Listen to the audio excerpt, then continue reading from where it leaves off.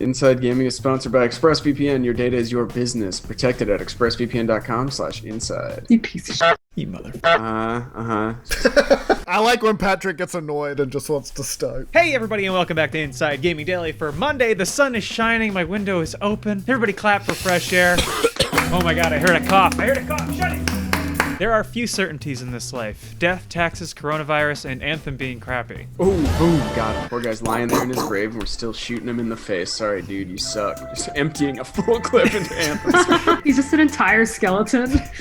Son of a bitch isn't dead yet. But maybe the biggest lead pipe cinch in life is that Star Citizen will be a remorseless money-raising machine. Yeah, we did a story late last year that it had raised more than $250 million, which made it the most successful crowdfunded video game of all time. Really one of the most successful crowdfunding ventures ever. But boys and girls, if you think it was done raising money, think again, because maybe the only thing that Star Citizen does better than not releasing a game is raising massive amounts of Such a cool grift. What a great scheme.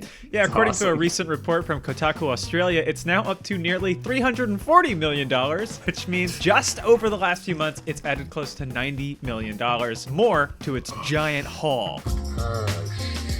I know I'm going to link to a Kotaku Australia article and we'll probably pull it up and it says something like 550 million, but that's like Australian dollars. So that's different because life is cheaper over there. Exactly, but video games far more expensive.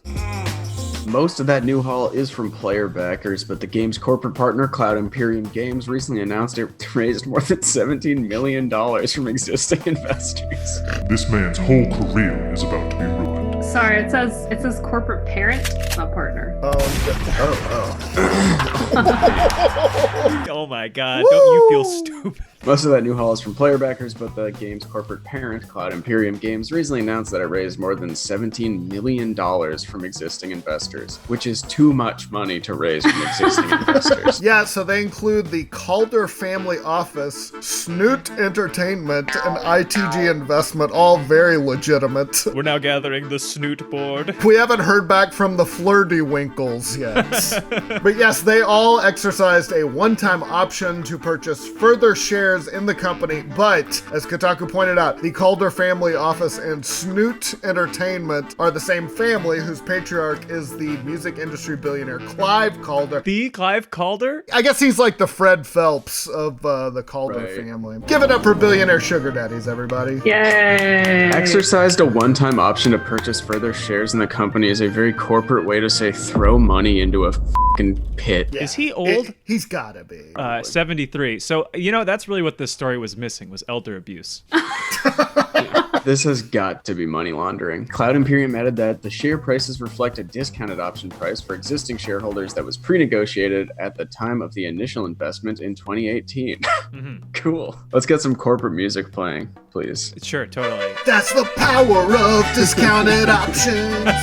As this 78-year-old man gives himself a heart attack doing blow. That's some Snoot Entertainment, baby. Oh, all right. Surrounded by dimes. So this could be interpreted as a show of faith from those investors, considering that they're still buying more stock from the company. Faith is a powerful motivator. But you could also ask, why does Star Citizen still need money? Any takers? Don't know. Well, because development of the game, well, now there's 2 games, reportedly started back in 2011, and we still don't have a final product. Yeah, even if they stopped raising money tomorrow, Star Citizen would be one of the most expensive games of all time. Really one of the most expensive anythings of all time. For comparison, GTA 5 cost $265 million to make. Just now, chump change by Star Citizen standards. Yeah, people have been spending like hundreds and thousands of dollars. Gus Sorolla from Rooster Teeth is a Star Citizen backer. I tried to compare it to something else. The closest I could find to Star Citizen's production cost is Avengers Endgame, which cost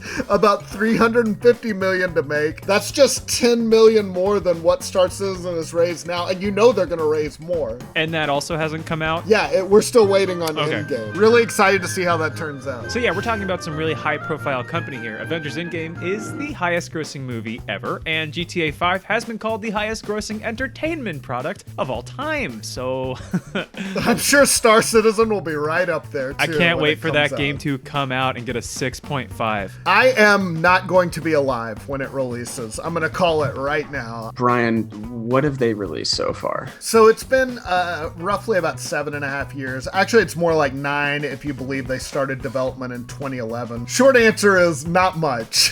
For starters, like we said, it's split into 2 games. There's a single player campaign called Squadron 42. It does have some big name people, Mark Hamill, Gillian Anderson, Gary Oldman, others. So Gamers. And gamer icons. They put out a sweet looking trailer for it. That was in 2018, but it's not expected to go into beta until sometime this year. Allegedly, don't hold your breath. Just say, that's a pro tip from Uncle BG.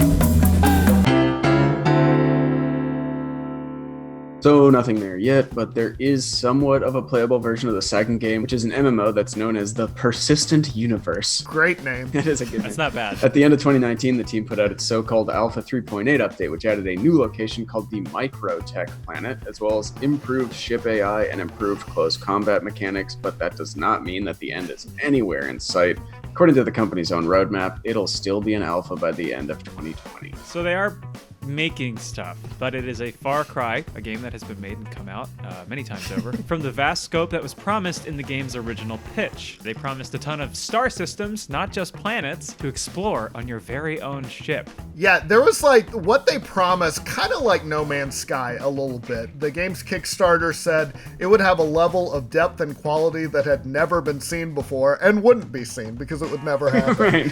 But its page said, Star Citizen is a destination, not a one-off story. It's a complete universe where any number of adventures can take place, allowing players to decide their own game experience. It's one of those open-ended things that you think like, finally I can escape my life into like this game forever, but it just... It's just fucking vaporware like this stuff. And it's still going to be a game with all the limitations of a game. Right, you're not going to be able to become Cloud from Final Fantasy VII. It's not the Matrix. There was that whole crowd before No Man's Sky, like, well, this is it. Never gonna have to buy another video game again because I'm escaping into the solar system. And it's like, you know, this game is made by like 15 people, right? And it's just Minecraft. Promised that you could play as a smuggler, pirate, merchant, bounty hunter, or enlist as a pilot protecting the borders from outside threats. But needless to say, we are not there yet. The Persistent Universe game still has no release date, and some have wondered if it will ever come out. Where's my money gone? And we know that some of you may have backed the game because every time we do one of these stories, we hear from people who are mad at us for beating up on Star Citizen. And hey, if you're happy with the alpha and you feel like you've gotten your money's worth, that's great. You don't have to DM me on Twitter about how happy you are with Star Citizen. It is really okay, dudes. Folks, I need you to get out your Alienware laptops and go to twitter.com and go to @BrianGar and tell them that you're actually good with money. It's also true that lots of people have become disenchanted with the game. Some have even sued because it's taken so long, and there's been evidence that everything is not going well behind the scenes, right, Brian? Yeah, so in May last year, Forbes kind of blew the lid off of this. They had a big expose on Star Citizen's troubled development. It quoted people who worked on the game saying it suffers from massive feature creep and that the project's boss, Chris Roberts, basically has lost control of everything. Now, if you don't know, feature creep, that's an industry term. Basically, it means you're adding too much shit to the game. You're just adding more and more features until it gets too unwieldy. It sounds like Star Citizen, though, honestly, passed that point years ago. Maybe from the very beginning. Forbes reported that at the end of 2017, Roberts had just $14 million in the bank, although he has since raised more. Thank God someone's looking out for him.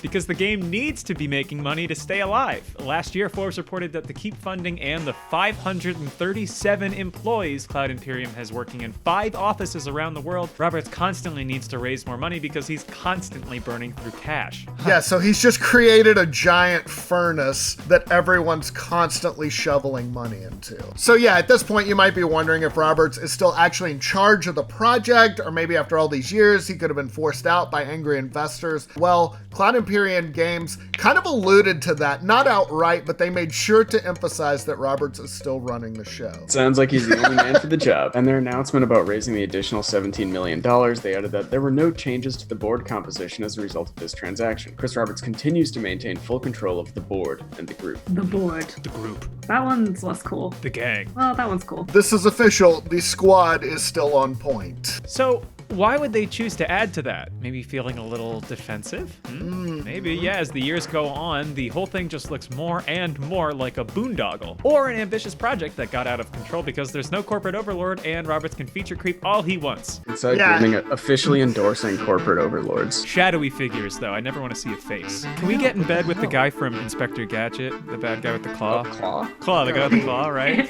His name's literally His just name's Claw. Claw. I wish I was named after my most apparent feature. Patrick would be mustache. Connor would be dump truck.